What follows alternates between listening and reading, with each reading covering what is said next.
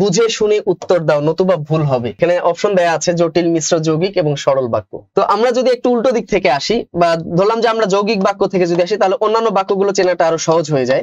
যৌগিক বাক্য যদি আমরা নিয়ে কথা বলি, মনে রাখবেন যৌগিক বাক্য চেনার অন্যতম একটা উপায় হচ্ছে, 1 নম্বর উপায় হলো যে সেমিকোলন থাকতে পারে, শুধু সেমিকোলন, সেমিকোলন এখানে থাকতে পারে, সেমিকোলন, অথবা শুধু কমা থাকতে পারে, কমার ব্যবহার এখানে থাকতে পারে। যদি শুধু কমা থাকে তাহলে সেটা যৌগিক বাক্য হতে পারে, তবে শর্ত আছে।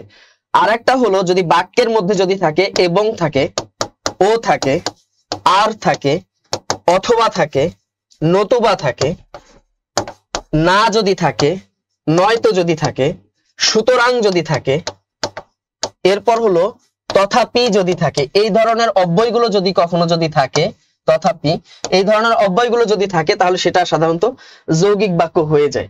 তাহলে এই চিহ্নগুলো যদি কখনো আপনারা দেখেন যে শুধু সেমিকোলন আছে, কমা আছে, এবং ও আর অথবা নতুবা না নয়তো সুতরাং এবং হচ্ছে তথাপি, এই অব্যয়গুলো যদি থাকে তাহলে সেটা সাধারণত যৌগিক বাক্য হয়। আর একটা হলো জটিল বাক্য। তো জটিল বাক্যের ক্ষেত্রে আমরা কি করতে পারি, জটিল বাক্য চেনার উপায় হচ্ছে এখানেও কমা থাকবে, এখানেও কমা থাকবে, অবশ্যই কমা থাকবে। তো এটার সাথে যেন প্যাচ না লাগে, তবে এখানে শর্ত হচ্ছে এই যে একটা বাক্য, এদিকে একটা বাক্য, মাঝখানে কমা থাকবে। তবে শর্ত হচ্ছে যে প্রত্যেকটা খণ্ড বাক্যের শুরুতে অবশ্যই শর্ত থাকবে, একটা শর্ত থাকবে। সেই শর্তগুলো কি কি, যেমন আমরা বলতে পারি যিনি, এরপর একটা বাক্য কমা দিয়ে আছে তিনি, এরপর হলো যেই বা যে, এরপর হলো কি সে, তারপর হচ্ছে যখন, তখন, যদি, তবে, যেহেতু, সেহেতু, এই ধরনের সাপেক্ষ থাকবে। এই চিহ্নগুলো যদি থাকে তাহলে সেটাকে আমরা জটিল বা মিশ্র বাক্য বলতে পারি, আর এই চিহ্নগুলো যদি থাকে সেটাকে আমরা যৌগিক বাক্য বলতে পারি।